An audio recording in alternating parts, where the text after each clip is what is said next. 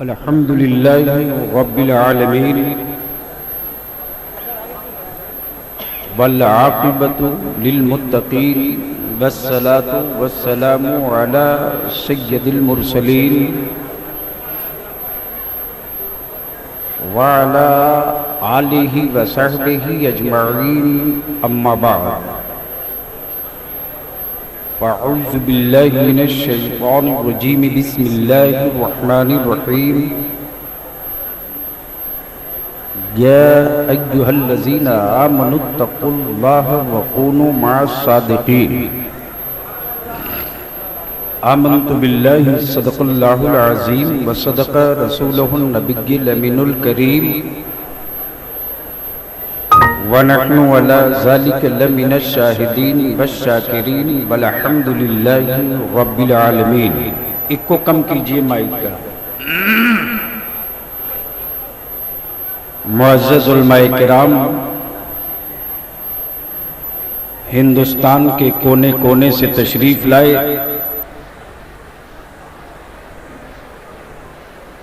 अहले सुन्नत वल जमात के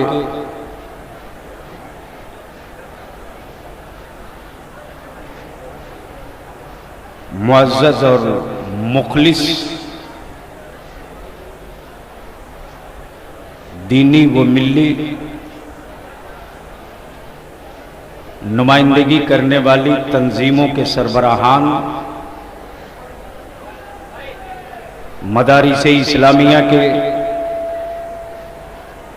मुअज़्ज़ज़ और मोहतरम जिम्मेदारान, खुसूसियत के साथ उड़ीसा, बंगाल और झारखंड के सरहदों से गांव-गांव से चलकर तशरीफ लाए जुमला दीनी भाई, हमारी आपकी मुश्तरका खुशबख्ती है कि सेहत ने साथ दिया, के हवाले से पहुंचा और कशा कशा खींचे खिंचाए हम आप जमाते अहले सुन्नत की उस अब्करी शख्सियत मसलके आला हजरत का वो धड़कता हुआ दिल, हुजूर सदरुल शरिया के फिक्रो ख्याल का बेहतरीन महल, जिसे हम और आप पूरे फख्र के साथ सरकार मुजाहिदी मिल्लत के नाम से जानते हैं, पहचानते हैं, मानते हैं।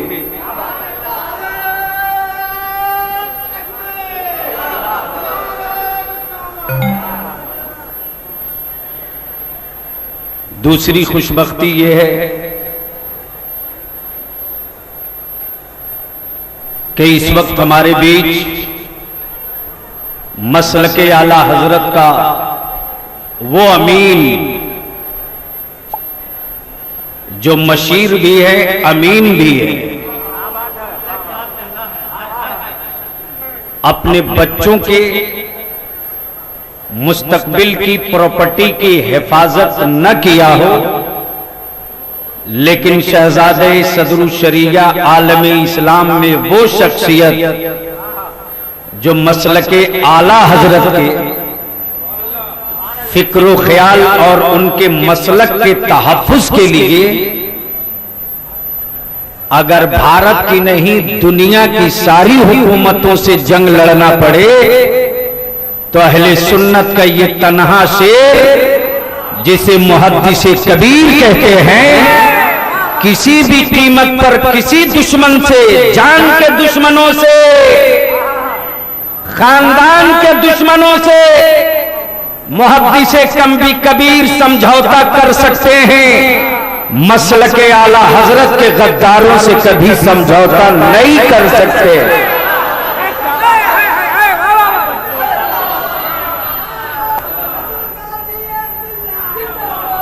आज बलियाबी आपके बीच, आपकी अदालत में, अहले सुन्नत की अदालत में, मुजाहिदे मिल्लत के गुलामों की अदालत, आला हजरत के नाम के रोटी खाने वाले उलमा की अदालत में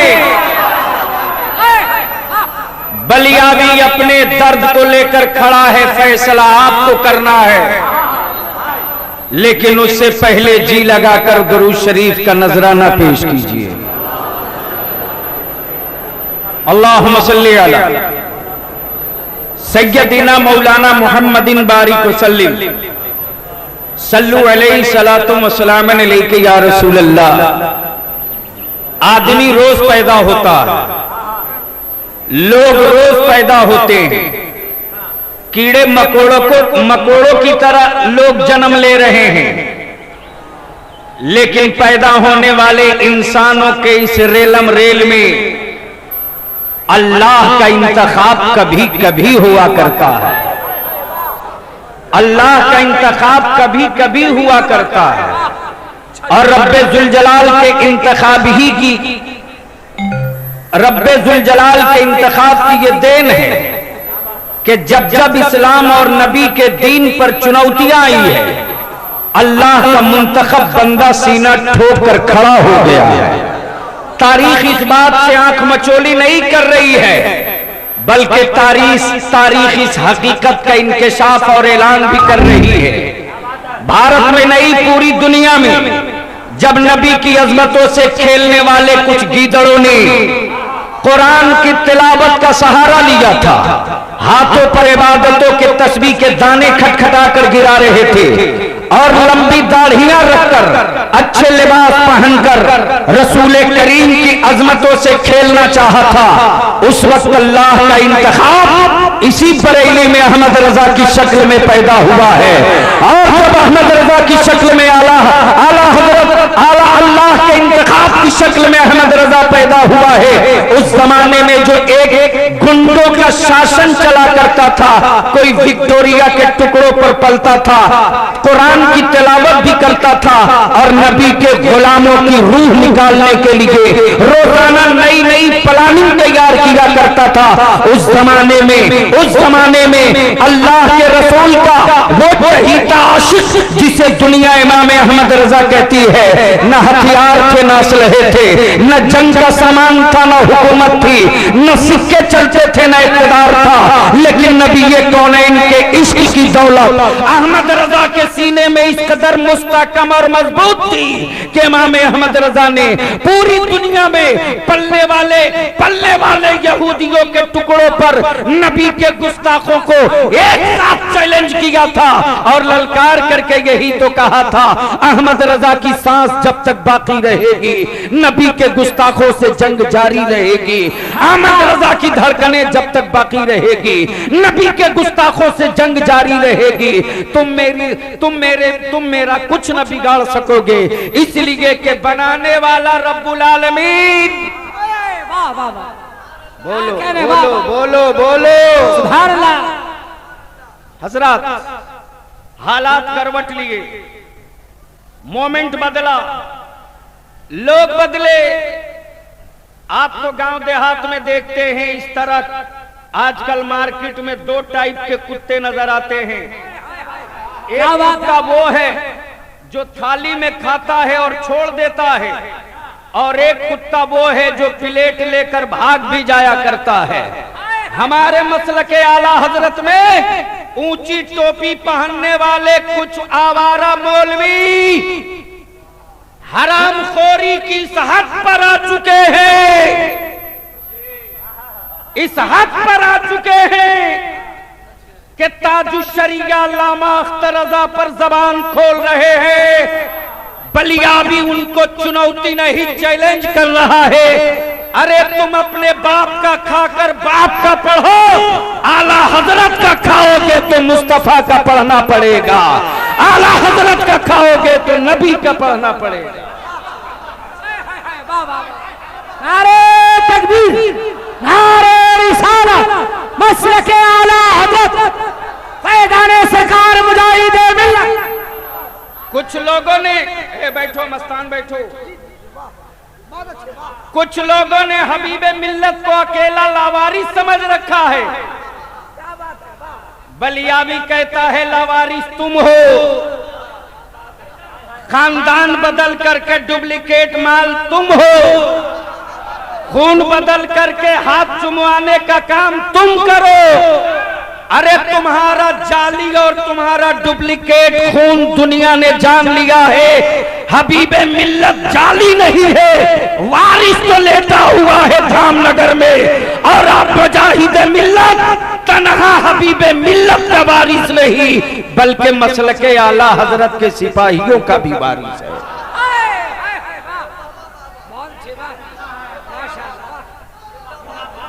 लेकिन मैं यहाँ एक बात आपसे जानना चाहता हूं, और आपकी यही आपके अगर मैं गलत बोलूं तो हिमायत मत करना, और सही बोलूं तो आपके ज़मीर की आवाज हाथ उठाकर साथ होना चाहिए। बोलो, जो आला हजरत का नहीं होगा वो मुजाहिद मिल्लत का होगा? अरे बोलना। और जो मुजाहिद मिल्लत का नहीं होगा वो कभी हबीबे मिल्लत का होगा?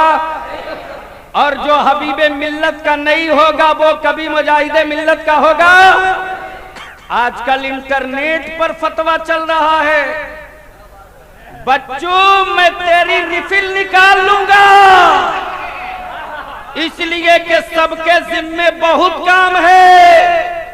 अल्लामा अरशदुल कादरी ने बलियावी के जिम्मे एक काम दिया है, जो मुंह आला हजरत के खिलाफ उठे उसे कुचल दो। बोल बोल, जोर से बोल, जोर से बोल।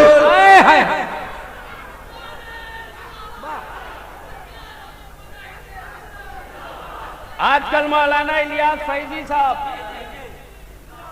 आजकल डायबिटीज पेशेंट, शुगर मरीज आलू से परेशान है। और आलू ऐसा लड़छुताहा सब्जी है, मछली के साथ भी ढूक जाए, परवल के साथ भी शेयर कर ले। गजब की ये भी बला है। एक आलू ने रोगियों को परेशान कर रखा है, और भदरक के एक आलू ने पूरे सुन्नियों को परेशान कर रखा है। लेकिन याद रखना, बरेली के करेले का अरक बड़ा बड़ा खतरनाक है। बच्चू एक खुराक गिर गया ढंग से ना, तो इसका असर बहुत दिनों तक रहेगा। हुजूर मुहद्दिस कबीर से लग के कोई बात करेगा? अरे आला हजरत का मसलक का अमीर अल्लामा अख्तर रज़ा ज़हरी जिस्म से कमजोर हुए हैं, फौज से कमजोर नहीं हुए हैं। आला हजरत के गुलामों की फौज तो इतनी मजबूत है, इशारा हो जाए तो हम लाल किला की ईंट उखाड़ लेंगे मिनटों में। चंदा के मकान की क्या औकात है?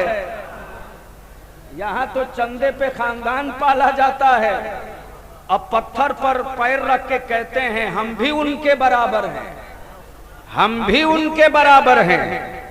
बच्चू तेरे तलवे के नीचे का पत्थर खींच लूंगा, जहां थे वहीं आ जाओगे। तो ईमानदारी से बोलो, उलमा से हाथ जोड़ के अपील करूंगा, याद रखिए बलियाबी को बलियाबी के बाप की वजह से कोई नहीं जानता है। बलियाबी को बलियाबी के खानदान की वजह से आप नहीं दस्तरखान बिछाते हो। बलियाबी को बलियाबी की वजह से हाथ चूम कर नजराना नहीं देते हो। सिर्फ इसलिए आप दस्तरखान बिछाते हो कि बलियाबी बेटा चाहे जिसका हो, सिपाही मसलके आला हजरत का है। बहुत अच्छे बात।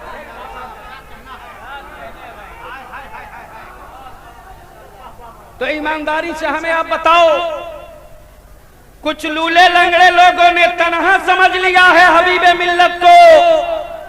बलियाबी कहता अकल के टुअरो, मुजाहिदे मिल्लत की पीठ पर सदरुल शरिया का हाथ, सदरुल शरिया के पीठ पर आला हजरत का हाथ, हबीबे मिल्लत की पीठ पर मुहद्दिसे कबीर का हाथ, मुहद्दिसे कबीर के पीठ पर अल्लामा अख्तर रज़ा ज़हरी का हाथ। जब इतने हाथ से लड़ने के लिए तेरी माँ दूध पिला दे, तब मौलाना सैयद गुलाम मोहम्मद से हाथ मिलाने की गलती करना। अगर इतने हाथों से लड़ने की सलाहियत ना हो तो भूल करके पंगा लेने की गलती मत करना, वरना उंगलियां नहीं पूरा वजूद टूट जाएगा, तन्हा नहीं खानदान टूट जाएगा, अकेला नहीं पूरी नस्ल टूट जाएगी। इसलिए कि हम जहां अकीदतों से चादर चूमना जानते हैं, वहीं मोहब्बतों से हाथ उठाना भी जानते हैं। तो ईमानदारी, ए मस्तान रुको रुको रुको, तो बोलो आपकी अदालत से हमें जवाब चाहिए। जो अजहरी मियां का दुश्मन है वो आपका दोस्त होगा? अरे बोलो ना, जोर से बोलो, स्टेज वाले आपकी भी जान लूं, इसलिए कि मसलेहतन लोग बुलवाते हैं। याद रखिएगा, हमारे आपके वजूद का कोई निशान नहीं मिलने वाला, उन्हीं बुजुर्गों के हवाले से रोटियां मिलती है। इसलिए थाली में खाइए तो थाली बचाइए, थाली लेकर भागिएगा तो बड़ा अच्छा हश्र नहीं होगा। तो मैं जानना चाहता हूं नीचे से लेकर ऊपर तक, अल्लामा अजहरी मियां का बागी और दुश्मन आपका दोस्त होगा? कितने लोगों का दुश्मन होगा? जरा हाथ उठाओ, देख ले, उठाए रखो, जरा देख लो, पड़ोस में पड़ोस में पड़ोस में, दाएं बाएं चारों तरफ। अब जोर से नारा लगाओ, हुमच करके, नारे तकबीर। इतने जोर से लगा कि आवाज पूरे स्टेट में गूंज जाए।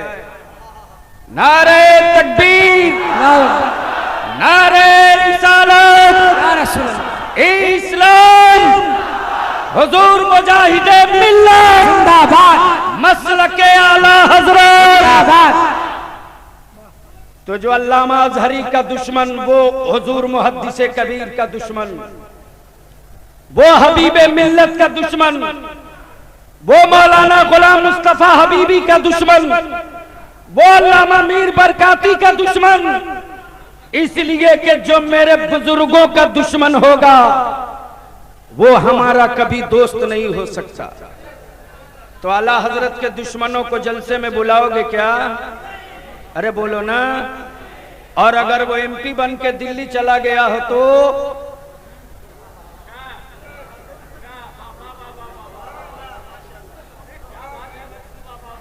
तब भी बुलाओगे? अरे बोलो ना। उससे कह देना प्राइम मिनिस्टर बनोगे तो मेरे पैरों में जूते को तो जगह मिल सकती है, आला हजरत के दुश्मनों को मेरे शहर में भी कोई जगह मिलने वाली। तो बोलो ये बात तय रहा कि नहीं? समर्थन है, हिमायत है? तो अब आप नोट कीजिए, आप लोग जान रहे हैं इसी भद्रक के आले रसूल, हमको दिन में फोन करके कहा जा रहा आप पर एफआईआर हो गया है। अरे बलिया भी ललकार रहा है, आवाज दूर तक जा रही है हिम्मत तो छू दे। हम तो उन हथकड़ियों से खेलना जानते हैं और खेलना हमें किसी और ने नहीं, इसी मुजाहिदे मिल्लत ने सिखा दिया है। हथकड़ियों से भागना बुज़दिल का काम है, हथकड़ियों से खेलना तो सुन्नियों की आदत और फितरत है। इसी से खेलते हैं, इसी से जीते हैं।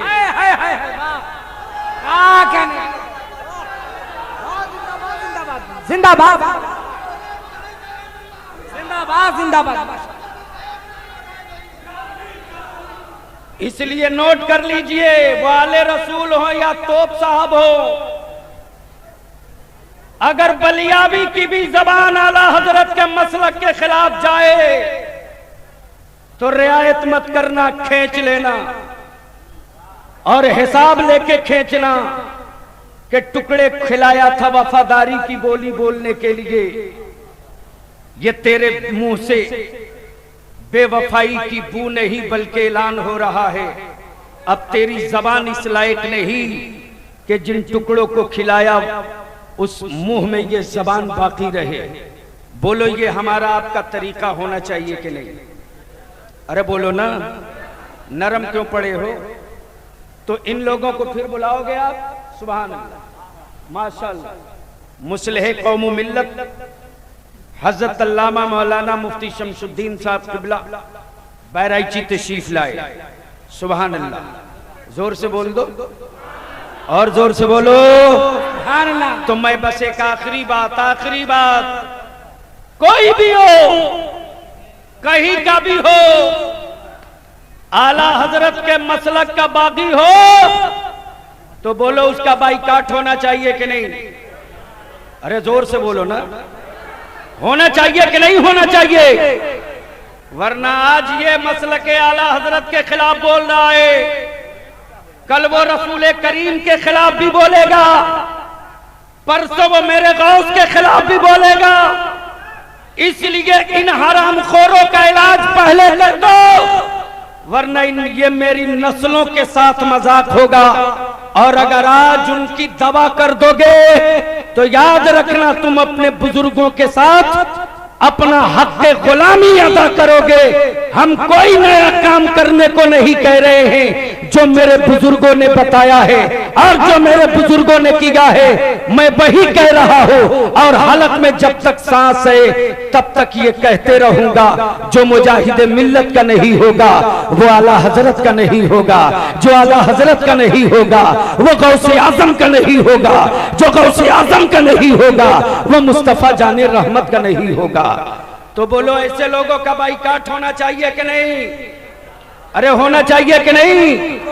तो ऐसे लोगों को जलसे में बुलाओगे, दावत दोगे, उनको बुला करके दस्तरखान लगाओगे तो याद रखना, जंगल का भालू हो या सड़क का आलू हो या दिल्ली का कालू हो, हम कुछ नहीं जानते हैं। गांव का एक किसान है, अगर मसलक आला हजरत का गुलाम है और नबी का आशिक है तो मैं उसको कांधे पर बैठा लूंगा।